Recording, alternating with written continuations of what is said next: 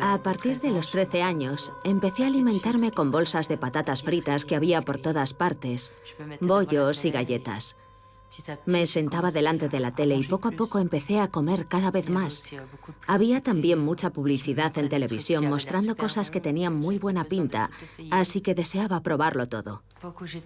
Cuando estaba en el colegio me criticaban por mi peso. Estaba enfadada conmigo misma, me preguntaba, ¿por qué engordo tanto? ¿Por qué soy tan fea? ¿Por qué la gente me considera un monstruo? ¿Por qué me insultan por la calle personas que ni siquiera conozco solo por mi aspecto? Estaba enfadada conmigo misma por pesar tanto y no ser capaz de perder peso. Parece tan fácil cuando ves películas en las que la gente consigue perder mucho peso, pero la realidad no es como en las películas. Carol tiene actualmente 34 años y vive en la región de Lausana. Desde su adolescencia se alimenta principalmente de bocadillos, de refrigerios, de productos que se compran y se devoran rápidamente y de bebidas azucaradas. En dos palabras, de comida basura. Cuanto más comía, peor me sentía. Más problemas tenía con las opiniones de los demás y más volvía a comer para sentirme bien.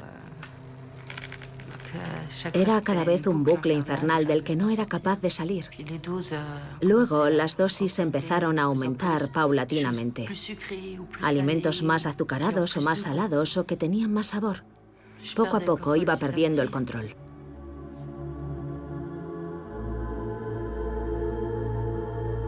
La sal, el azúcar y la grasa. Los tres ingredientes que convierten los productos alimenticios en irresistibles. Ingredientes calibrados milimétricamente en los laboratorios de la industria alimentaria del mundo entero. Uno de los principales expertos de esta industria nos revela las estrategias de Big Food, los gigantes de la alimentación. Estos tres ingredientes son muy poderosos. La sal, que provoca lo que conocemos como una explosión de sabor. Está, por ejemplo, en la superficie de las patatas fritas o de los refrigerios. Es lo primero que toca la lengua. Luego está la grasa, porque aporta esa sensación en la boca. Ya sabe, cuando mordemos un sándwich de queso caliente recién hecho. Y después, probablemente, el ingrediente más poderoso de los tres es el azúcar, que a la mayoría de nosotros nos gusta simplemente por instinto.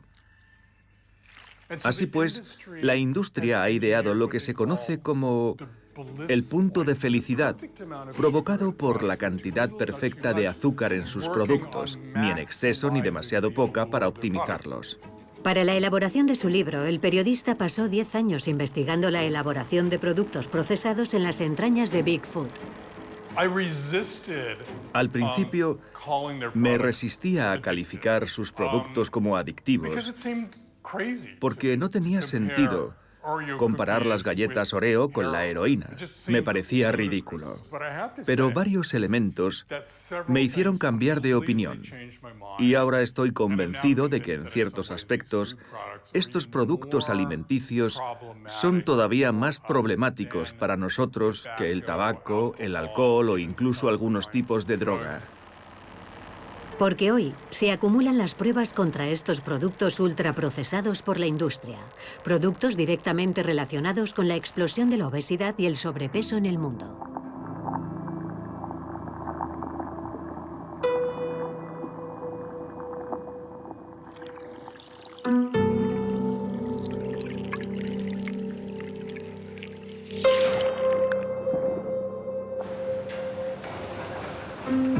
Carol está siendo tratada por la unidad especializada en obesidad del Hospital Universitario de Lausana.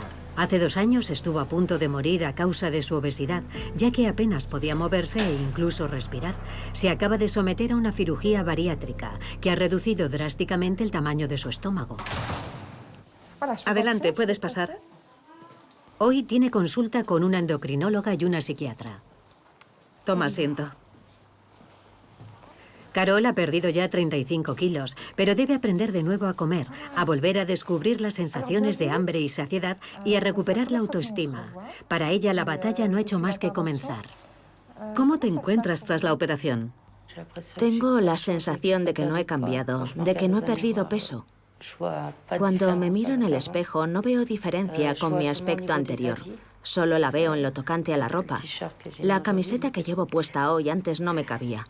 También hay pantalones que puedo volver a ponerme y otros, sin embargo, que ya no puedo ponerme porque son demasiado grandes. ¿Vienes, por favor? La consulta multidisciplinar del hospital trata a unos 1.500 pacientes obesos, 220 de los cuales, entre ellos Carol, padecen obesidad extrema. Estamos viviendo una explosión de pacientes que sufren obesidad extrema. En las últimas décadas, nuestro entorno ha cambiado enormemente. Es un entorno obesogénico, un entorno tóxico en el aspecto calórico, en el que mediante mensajes publicitarios u ofertas promocionales se nos incita a comer cada vez más a menudo productos de mala calidad. Y en el fondo, creo que nuestra libertad como individuos se está viendo obstaculizada. En Suiza, el 42% de las personas tiene sobrepeso, de las cuales el 10% son obesas. Confluyen la llegada de la comida ultraprocesada, la comida basura, y la disminución de la actividad física con el aumento del tiempo que pasamos delante de las pantallas.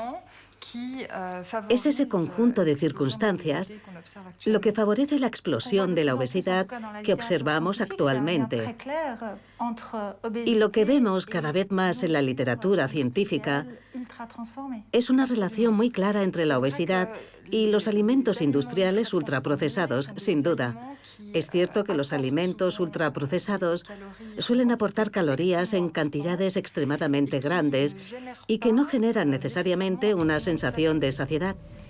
Y estos alimentos están especialmente señalados en la explosión de la prevalencia de la obesidad. Que una experta en obesidad señale con el dedo los alimentos poco saludables es una cosa, pero que lo haga la mayor empresa alimentaria del mundo es otra muy distinta. Se ha producido un terremoto en el seno del gigante mundial de la alimentación, Nestlé. Se ha filtrado a la prensa un documento interno en el que el grupo admite que la mayoría de sus productos son malos para la salud.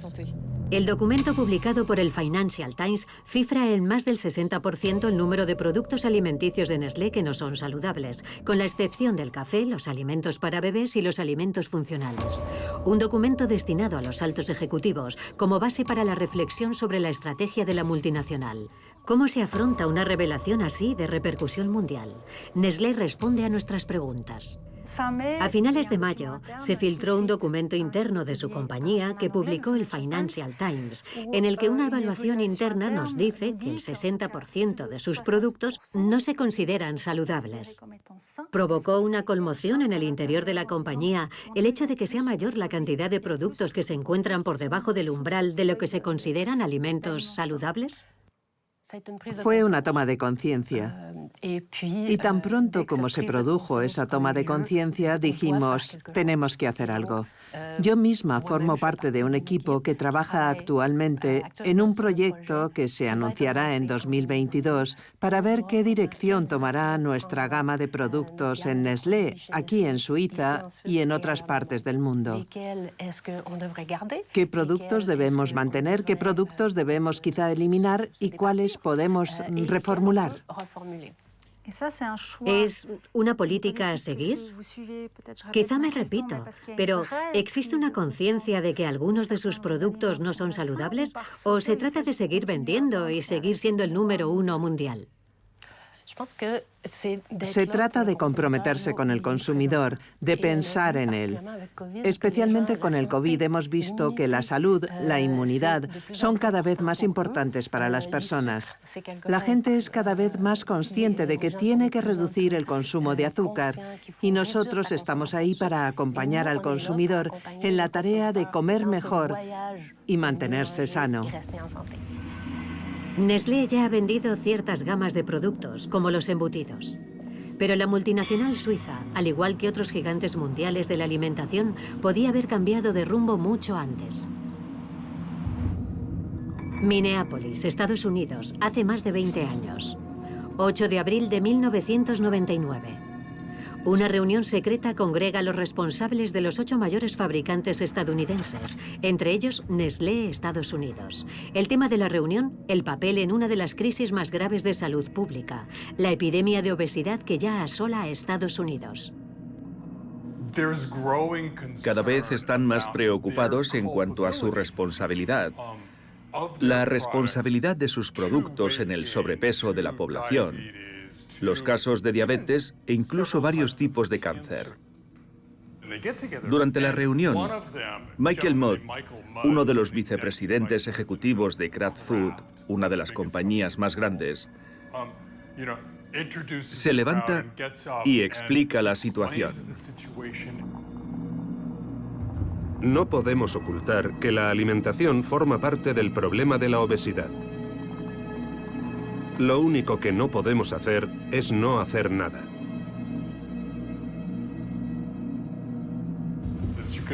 Como pueden imaginar, su discurso no fue bien recibido por los dirigentes de estas empresas alimentarias. Uno de ellos se levantó visiblemente enfadado y dijo: "Las joyas de la corona son absolutamente intocables", refiriéndose a los poderosos ingredientes como la sal, el azúcar y la grasa, si ello disminuye el atractivo de nuestros productos desde un punto de vista comercial. Y aquello definió la posición de la industria hoy en día, que es: nosotros somos empresas, no filántropos. Nuestro objetivo es ganar dinero dándole a la gente lo que quiere. Como veremos, se antojaba imposible que los grandes fabricantes cambiaran algo. La reunión se acaba de forma abrupta, pero revela un hecho fundamental. A partir de ese momento, sabemos que ellos saben que hay graves consecuencias en la salud de los consumidores que se vuelven adictos a sus productos. Ya no pueden negarlo.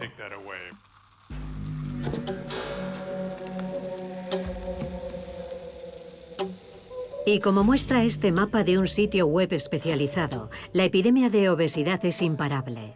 No solo hay un aumento de peso en la población mundial, sino que cada vez hay más obesidad extrema, marcada con color rojo oscuro en el mapa. Uno de los países más afectados es México. Un país emblemático con más de las 3/4 partes de la población adulta con sobrepeso u obesidad.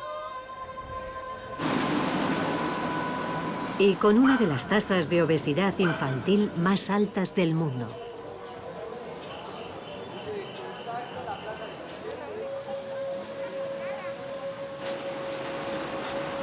En las tiendas de comestibles es imposible rehuir de la comida basura, que ocupa casi todos los estantes. Todos los estratos de la población se ven afectados por la lacra de la obesidad, como Rogelio, que consume sobre todo refrigerios, patatas fritas y bebidas azucaradas. Desde pequeño yo he comido comida chatarra. Desde pequeño, mi mamá nunca me limitó a decir: no te comas esto y come fruta. Siempre me dijo: si te gusta, pues cómelo, ¿no? Rogelio es taxista y a veces pasa 12 horas seguidas dentro de su coche.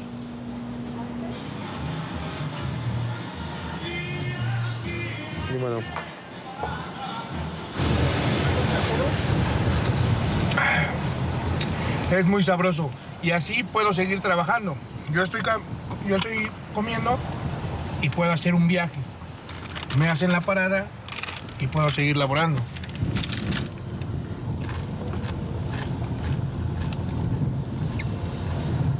En casa, la mayoría de las veces tiene la misma dieta. Alimentos grasos, preparados rápidamente, baratos y acompañados de un refresco. Tiene 2 hijos, una niña adolescente y un niño pequeño. Mira, te voy a mostrar unas fotos donde pues sí estaba un poco obeso. Aquí estoy con mi hijo. Ahí estoy pesando aproximadamente como 120 kilos. Y en esta foto sí peso 126 kilos. ¿Estabas sufriendo de esta situación en tu cuerpo? Sí, la verdad sí estaba sufriendo. Es cuando realmente no te dan ganas ni de salir a caminar porque te sofocas muchísimo y pues la verdad pues, te dedicas nada más a estar acostado y estar come y come y come. He procurado bajar un poco más de peso, pues vivir más años, ¿no? Medio cuerpo nada más. Esta tarde es la fiesta de cumpleaños de la abuela. Una película. En torno a la mesa, varias generaciones, pero una misma preocupación. Ahora le echamos gelatina. No, pues fíjense que yo también estoy bien preocupada por la alimentación hoy de los niños, porque la mera verdad, sí, los niños de hoy ya no comen verduras. Y se los voy a decir yo por experiencia que soy la cocinera de esta casa. Hago verduras y hacen el feo, y me rompen mi corazón. Yo como madre no lo veo, ¿no? Ese aspecto como de, ay, pues está chiquito, no le pasa nada. Ay, pues que lo coma, no importa. Pero sí hay un problema, porque hay muchos niños con obesidad, hay mucha obesidad infantil.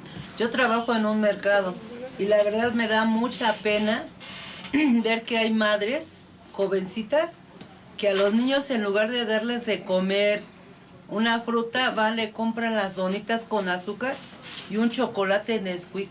Ese es el desayuno y la verdad sí da mucha pena.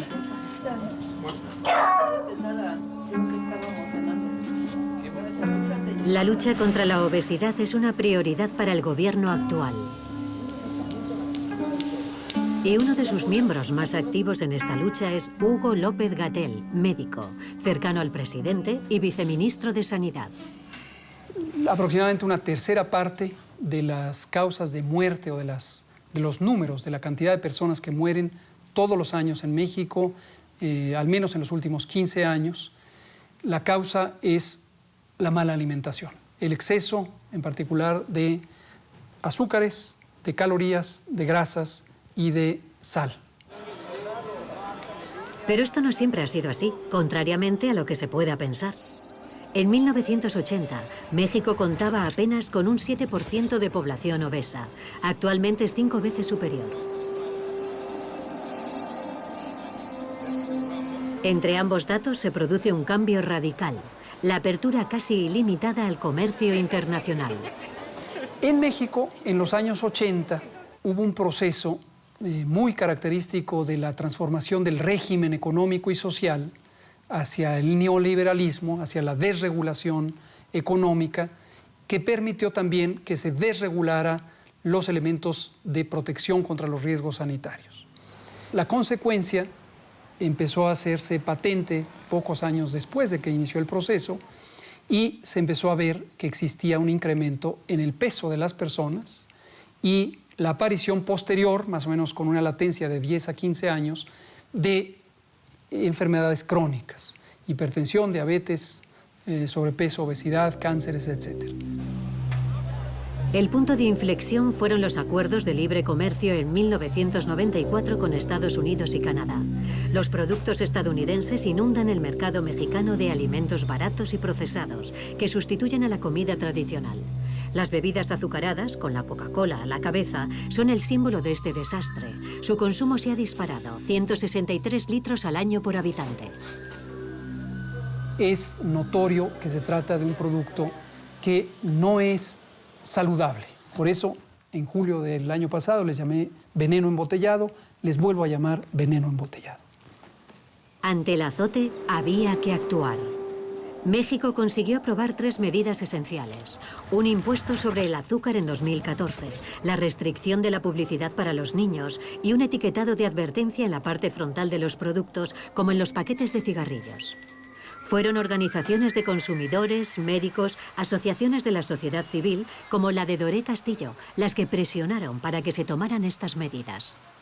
Ahora están obligados a declarar si tienen un exceso de azúcares o si tienen exceso de calorías, si hay un exceso de grasas saturadas, de grasas trans, de sodio.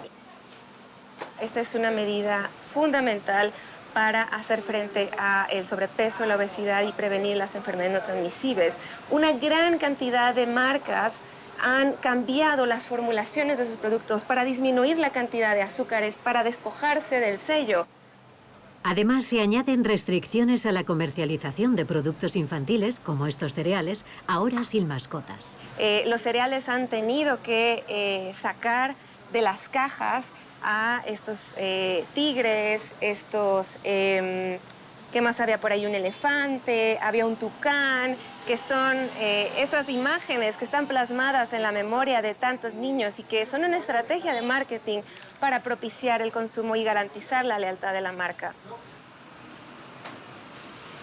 Es un gran logro que ahora veamos las etiquetas presentes en la vida cotidiana y estén ayudando a las personas a tomar decisiones, pero fue una batalla muy dura, como han sido todas las batallas que se han peleado en este país para proteger la salud de las y los mexicanos. Los fabricantes de alimentos emprendieron acciones legales para oponerse a estas etiquetas de advertencia, pero sin éxito.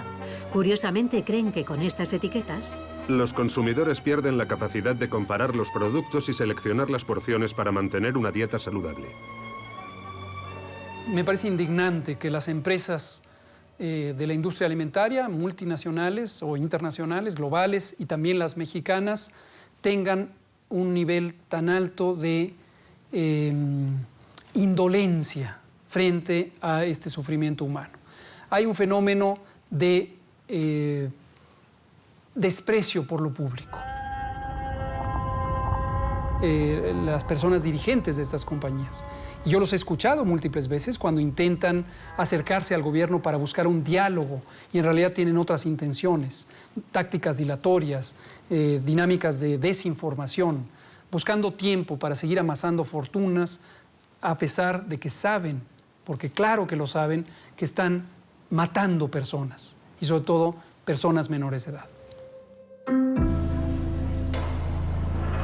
Nos pusimos en contacto con los mayores fabricantes y distribuidores mexicanos para que respondieran a estas graves acusaciones, pero ninguno de ellos aceptó nuestras reiteradas peticiones para realizar una entrevista.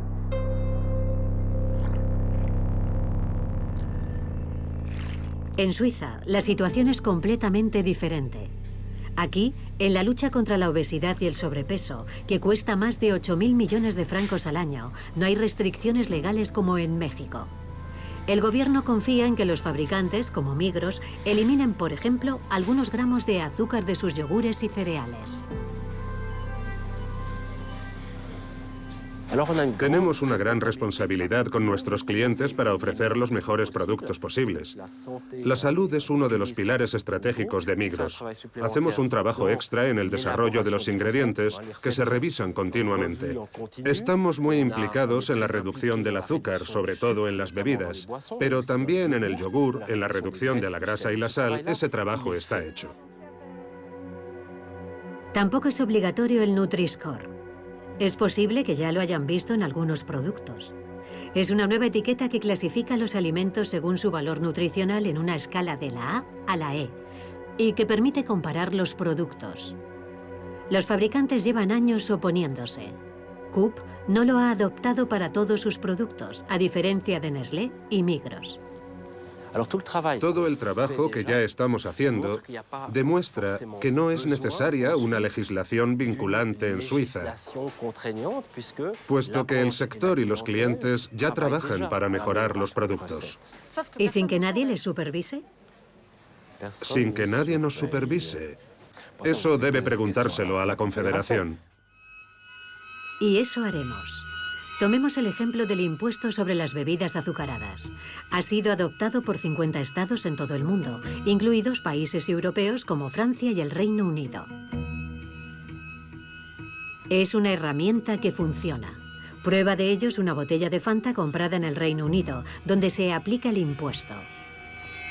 El azúcar se ha sustituido en parte por edulcorantes y la botella ahora solo contiene 4,6 gramos de azúcar por decilitro. La misma botella, vendida en Suiza, contiene 10,3 gramos, más del doble de azúcar.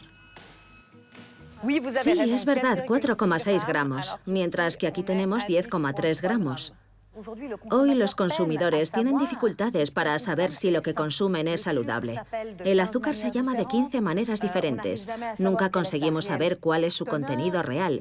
Y hay un montón de herramientas de marketing que permiten ocultarlo. Y eso no me parece justo. El Estado tiene una responsabilidad y un papel que desempeñar al respecto. Delphine Bachmann es una de las diputadas que han impulsado una iniciativa que el Cantón de Ginebra acaba de presentar en el Parlamento Federal. Una iniciativa que pide un impuesto para limitar el contenido de azúcar en las bebidas y en los alimentos procesados. Debemos ser conscientes de que la industria sabe que esos productos no son saludables. Saben que esconden azúcar en muchos productos, pero tienen miedo de perder al consumidor, al que han habituado a eso. Así que no tienen ninguna intención de ser transparentes. Es necesaria una acción política que se ha emprendido ya en varios cantones.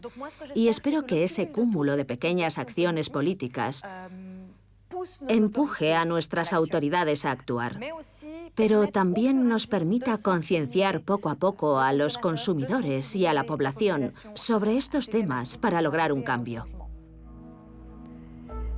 En los últimos años ha habido innumerables interpelaciones, mociones y postulados pidiendo la intervención del Estado, pero sin éxito. Por ejemplo, las restricciones al marketing dirigido a los niños fueron rechazadas en 2013. En 2018, el Parlamento tumbó la iniciativa del Cantón de Neuchâtel, que pedía un impuesto sobre los azúcares añadidos.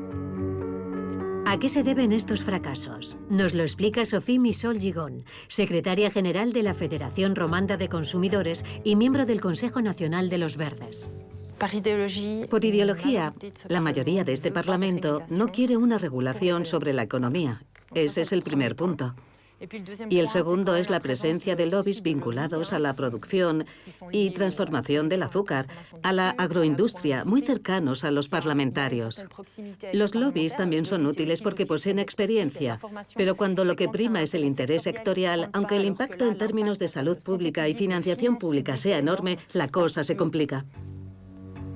Le mostramos la Fanta suiza, 2 veces más azucarada que la británica, y también un informe reciente del Banco Mundial que estudia el impacto de los impuestos sobre el azúcar. El impuesto sobre las bebidas azucaradas se recomienda internacionalmente como un elemento prioritario en la prevención y el control de la obesidad. Son ejemplos muy reveladores. Y también es muy elocuente el informe del Banco Mundial, que afirma que es realmente catastrófico. El azúcar oculto hay que disminuirlo simplemente por una cuestión de salud pública y económica, de salud de la población. Pero eso no influirá en la mayoría del Parlamento. Y el Banco Mundial tampoco es que sea la Federación Romanda de Consumidores. Usted lo ha dicho. ¿Y la mayoría del Parlamento cómo explica su oposición? Se lo hemos preguntado a 10 diputados de la derecha y el centro, todos miembros de un lobby muy activo, el Grupo de Información sobre Bebidas Refrescantes, o más bien bebidas azucaradas, ya que algunos de sus miembros son Coca-Cola, Rivella, Red Bull y Ranselle. Este grupo afirma participar de forma activa y transparente en el debate político y social. Y sin embargo, de 10 solicitudes de entrevista, recibimos 10 negativas. Está claro que el tema molesta.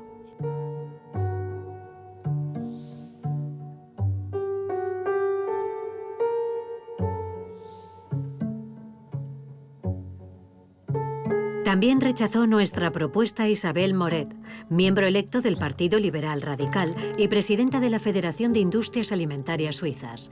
Todos ellos nos remiten no a un representante del pueblo, sino a uno de la industria, Lorenz Hirt, director de la Federación de Industrias Alimentarias Suizas.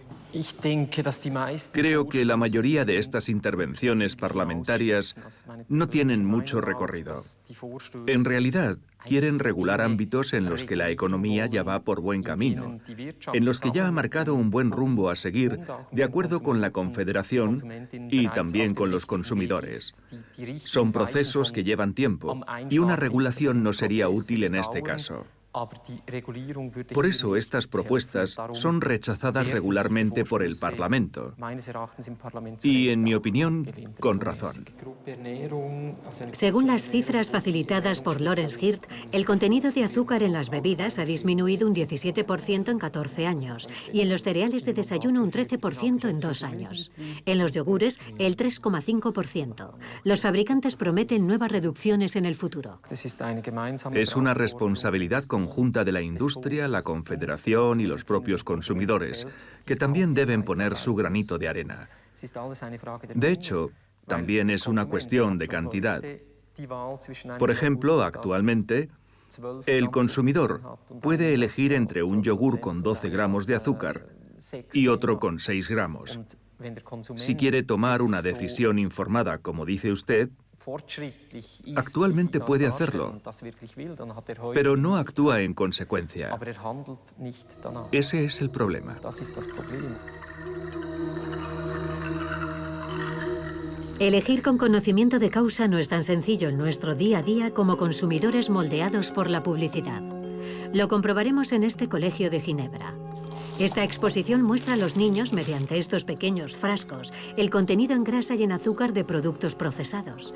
Aquí, los alimentos a prohibir. En el otro extremo de la mesa, los alimentos sanos. Se trata de alimentos que se permiten en el recreo, nada de patatas y refrescos. Y funciona. Este es un ejemplo de fiambrera en el colegio Ranch, en Bernier. ¿Puedes decirme qué has traído? Enséñalo. ¡Vaya! Solo el Cantón de Ginebra y solo un tercio de las escuelas ginebricas aplican este programa, 15 años después de su creación por la dietista Sidonie Fabi. El comportamiento alimentario se construye en la primera infancia y en la niñez, es decir, antes de los 10 años, que es cuando se forman la mayoría de los hábitos. La industria agroalimentaria es perfectamente consciente de ello y por eso lanza campañas de marketing muy agresivas dirigidas a los niños para acostumbrarlos a la comida ultraprocesada y a todos esos productos envasados. Veo que quieres preguntar. Dime. Sí, tengo una pregunta. ¿Por qué las empresas que fabrican alimentos azucarados hacen marketing para vender más cantidad si saben que son malos para la salud? ¿Alguien sabría responderle? ¿Sí? Yo creo que es porque a mucha gente le gusta el chocolate y ese tipo de cosas. Y lo pueden vender mucho más rápido que si fueran frutas y verduras, por ejemplo. De modo que, al ser un producto que se vende bien, la gente compra más. Entonces, al final es una cuestión ¿de qué? De dinero. ¿De dinero? ¿Se da cuenta de que su programa es la pesadilla de la industria alimentaria? Sí, sí.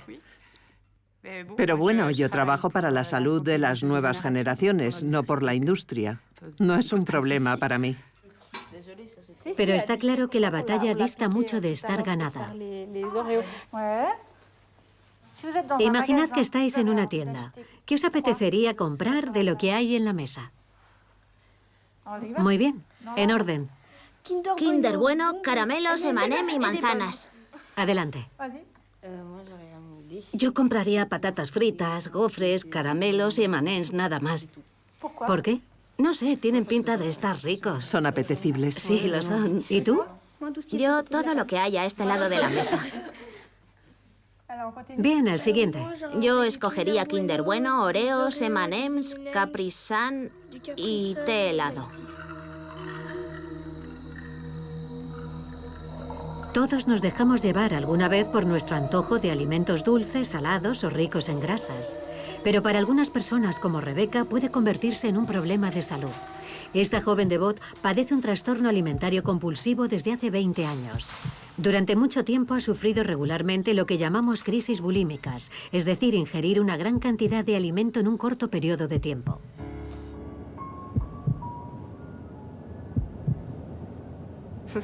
Comenzó casi sin darme cuenta y luego se convirtió en una especie de refugio cada vez que sentía emociones que me abrumaban. Cuando el caos emocional se apodera de mi interior, comer es mi forma de lidiar con todo ello. Rebeca ha hecho sus compras para nosotros, para explicarnos las crisis bulímicas que desencadenan sus emociones. Un testimonio valiente. ¿Son productos que vas a comer de una sola vez, si he entendido bien? Bueno, tal vez no, pero sí una gran parte. Explícame un poco cómo es el proceso. ¿Con qué empiezas? Bueno, empezaría comiendo los raviolis. Son raviolis con carne. Y con bechamel. ¿Cuánto echas? Todo el envase. ¿Entero? Sí. Y el queso gruyère. ¿Entero también? Todo el paquete. Todo desaparece. ¿Todo desaparece? Sí. ¿Y después? Bueno. ¿Paras un momento o continúas? Depende de lo que le quepa aún a mi estómago. Ya me he comido un paquete de estos por el camino. Vale. Entero. ¿Entero? Sí, sí, todo. Después creo que tomaría una o dos magdalenas. Eso es. Después un paquete de galletas. Cualquiera de los dos. Entero. ¿Entero? Sí. ¿Y luego cómo te sientes? Pues mal. Bueno. Los primeros bocados siempre sientan bien. Al principio está el sabor y el placer de comer los alimentos, pero llega un momento en que el placer se acaba. ¿En esos momentos no es posible parar? No, solo paro en respuesta a una reacción física, solo cuando mi estómago ya no puede más y casi estoy obligada a dejarlo para que no me duela. ¿Sientes cierta vergüenza? Oh, sí, mucha. Sí, mucha vergüenza. Por eso lo hago en secreto. Para mí sí, es vergonzoso porque nadie me obliga a comer y son cantidades demasiado grandes. ¿Por qué nos cuentas esto hoy? Bueno, creo que parte de mi camino es admitirlo en voz alta. También se trata de asumir la responsabilidad, reconocer que tengo un problema para intentar salir y encontrar otras soluciones. Y también para decirle a la gente que no es tan sencillo. No es solo una cuestión de fuerza de voluntad. Pasan muchas cosas de puertas adentro. Rebeca ha acudido también a la clínica de obesidad universitaria en Lausana en busca de ayuda. Con el apoyo de una psiquiatra está trabajando en su relación personal con la comida para poner fin a sus crisis bulímicas de una vez por todas. ¿Cómo te ha ido desde la semana pasada? Bien. La ingesta es muy rápida y también el tipo de alimentos escogidos son, con frecuencia, alimentos que generan una especie de excitación, de antojo. A veces son alimentos dulces, ricos en grasas. Y en ese momento la persona se siente fuera de control, no puede parar. La pérdida de control en el consumo de ciertas sustancias ha sido objeto de numerosos experimentos. Esta rata, por ejemplo, aprende rápidamente que si pisa un pedal será recompensada con una dosis de azúcar. Y su consumo se vuelve frenético. Un experimento similar demostró que las ratas preferían el azúcar a la cocaína. El poder del azúcar es mucho más importante de lo que siempre hemos creído. Es una realidad y este experimento lo ha confirmado. Benjamin Butrell es jefe de la Unidad de Investigación en Neurobiología sobre Trastornos Adictivos y Alimentarios del hospital. Su especialidad son los mecanismos que causan la adicción y la pérdida de control. Las adaptaciones que se pueden observar en el cerebro de una persona que ha perdido el control sobre su consumo de alimentos ricos en azúcar y en grasas son perfectamente comparables a las adaptaciones que se pueden medir en una persona cuyo comportamiento se caracteriza por un consumo excesivo e incontrolado de alcohol, cocaína o incluso tabaco. Podemos establecer un paralelismo entre la industria agroalimentaria y la industria del tabaco por la forma en la que han optimizado sus productos modificando su propia naturaleza, como el ultraprocesamiento en el caso de la industria agroalimentaria o la adición de agentes de textura, de sabor, de optimización de la eficacia de la nicotina en el caso del tabaco, con el objetivo final de perennizar a los consumidores y posiblemente para aumentar su cuota de mercado.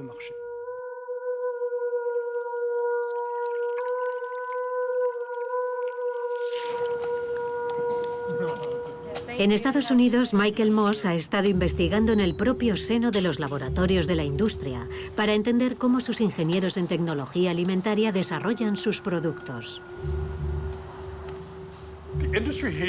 La industria odia la palabra adicción.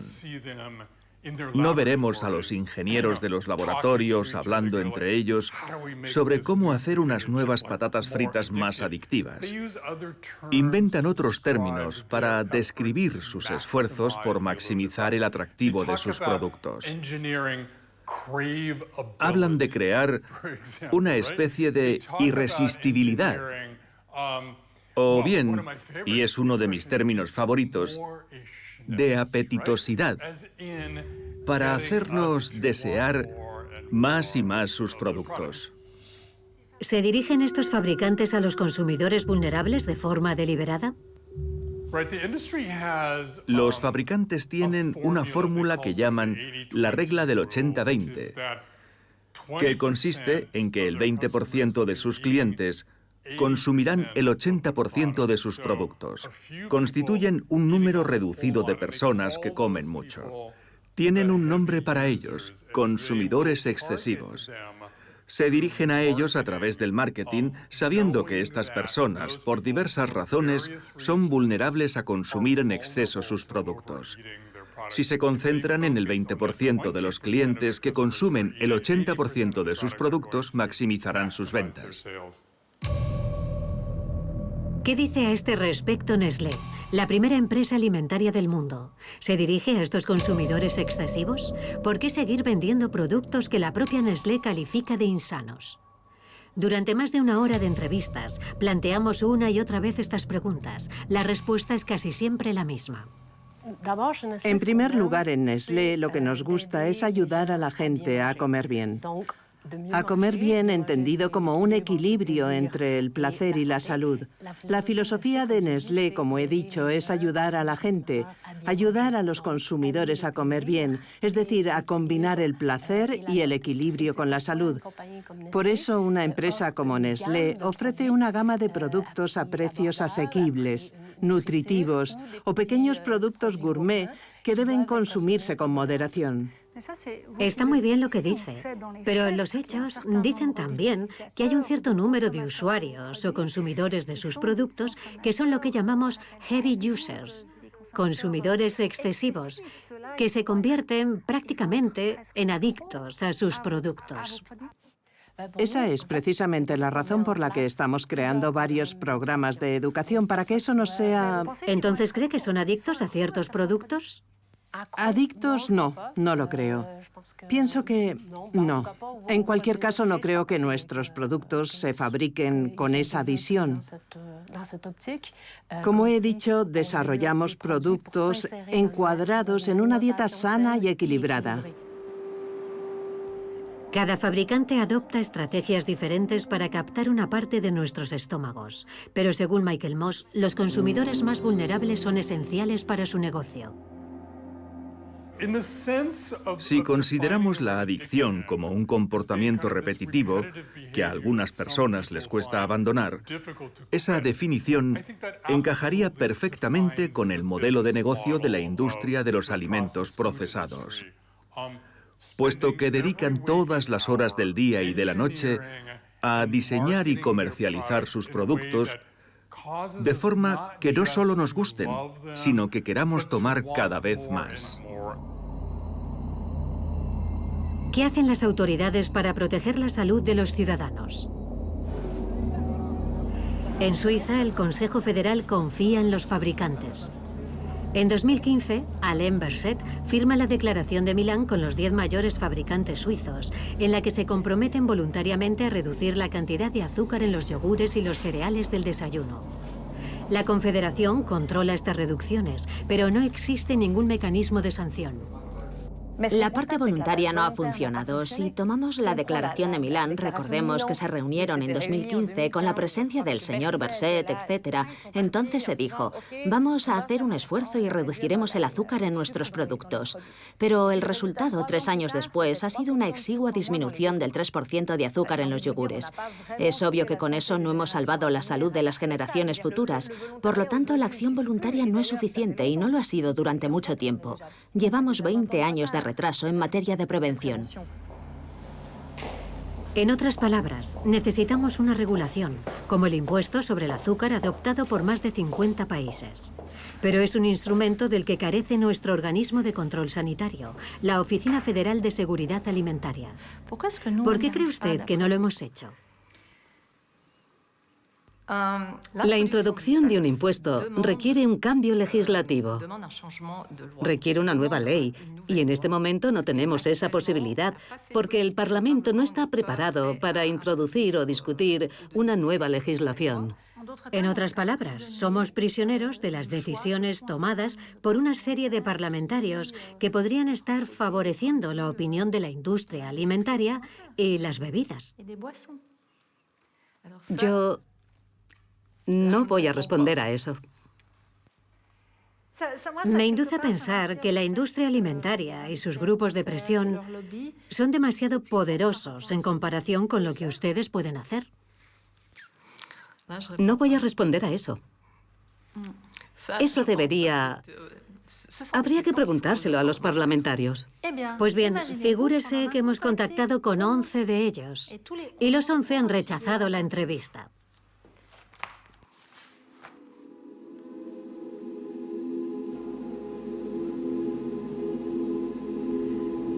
Nos reunimos con Lawrence Hirt, el portavoz de la industria que habla en nombre de los representantes elegidos por el pueblo. Lawrence Hirt, que estuvo presente en Milán en 2015 con las 10 mayores empresas alimentarias suizas. ¿Podemos confiar en que la industria cambie por sí misma? Creo que en Suiza es posible. Entonces somos un modelo increíble. Creo que hoy en día tenemos una cultura de debate también con las organizaciones de protección de los consumidores y estamos trabajando seriamente para encontrar soluciones sobre diferentes temas. A fin de cuentas, se trata de fabricar los productos que el consumidor espera y que adquiere pagando un precio en la tienda. Por extraño que pueda parecer, confiar en la industria es también lo que el gobierno suizo ha recomendado a México. El episodio que vamos a relatarles tuvo lugar en la Organización Mundial del Comercio, que se ocupa de las normas comerciales internacionales.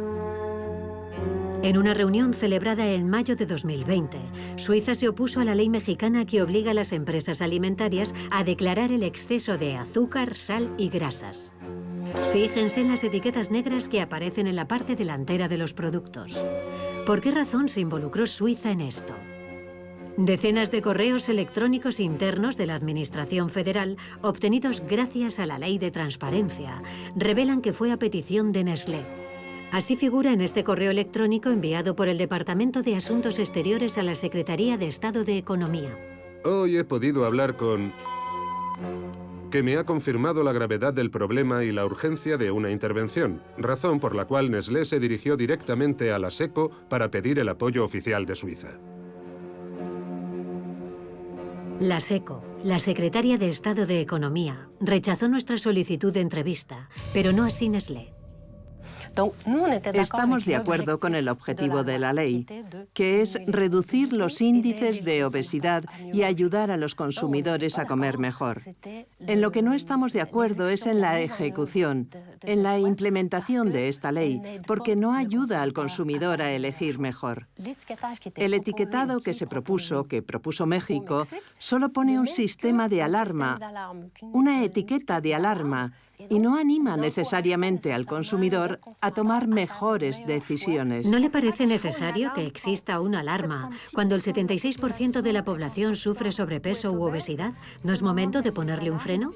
Tiene usted toda la razón. Tenemos que poner en marcha programas para reducir la obesidad en la población, sin duda, pero para ayudar al consumidor a tomar mejores decisiones. De modo que la multinacional quiere crear programas. De lo que no hay duda es de que quiere bloquear la normativa. En los correos electrónicos que obtuvimos, también está el memorando que Nestlé escribió para el gobierno suizo, en el que se detallan las razones de su oposición. La propuesta es demasiado radical y restrictiva y carece de base científica. Los mensajes de advertencia son susceptibles de provocar un miedo innecesario entre los consumidores. Presentamos el memorando de Nestlé al subsecretario de Salud de México. Mi reacción es producir una risa trágica. Me da risa por lo grosero que es esta postura tan persistente de la industria alimentaria, en este caso una compañía multinacional global con el peso que tiene, porque este es el discurso que fueron construyendo a lo largo de muchos años. Y por eso no nos sorprende que la visión que tengan sea de confundir a la audiencia pensando que el etiquetado actual es desfavorable. Al final, México se mantuvo firme. Y Nestlé, al igual que otros fabricantes, ha tenido que plegarse a la ley. La multinacional ha mejorado incluso la receta de muchos de sus productos para evitar las etiquetas negras. Es entendible que las empresas quieran proteger su interés, pero debe quedar muy claro, el interés económico, el interés privado, no puede estar por encima del interés público. Por eso se habla de separar los intereses económicos del poder político. El poder político de una nación soberana como México está para proteger, defender y promover el interés público. La protección del interés público incluye la protección de los más jóvenes. La doctora Farpú lleva 27 años atendiendo a adolescentes y niños obesos. Esta pediatra acompaña a los pacientes en su lucha por una alimentación más sana. Antes podíamos tener niños con un ligero sobrepeso, unos pocos kilos de más para su edad y su estatura, pero ahora nos encontramos con excesos de peso enormes, de 20 o 30 kilos o incluso más. A mí lo que más me duele es la manipulación que sufren finalmente los niños. Los niños son víctimas de este sistema alimentario y no pueden hacer nada al respecto. A menudo culpamos a los padres y los acusamos de que no hacen la elección adecuada y solo les compran cosas poco saludables. Pero lo cierto es que para los padres es muy difícil hacer la elección correcta. Si tienen que empezar a revisar todas las etiquetas y leerlas detalladamente, no acaban nunca. En el fondo estamos hablando de una cuestión de derechos humanos, de derechos del niño, y deberíamos preguntarnos hasta dónde estamos dispuestos a llegar. ¿Hasta qué punto estamos dispuestos a sacrificar a una generación o incluso dos?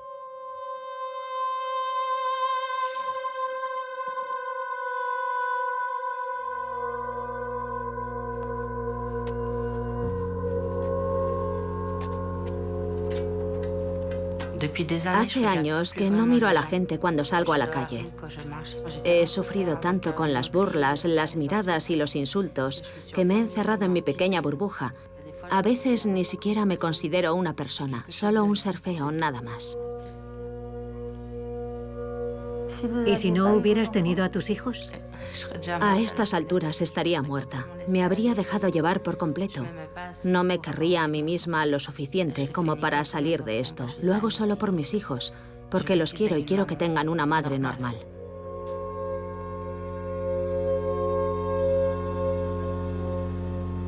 Mamá, ¿qué es aquello de allí? ¿Es un barco? No, es un velero. Sí, pero aquello que hay más al fondo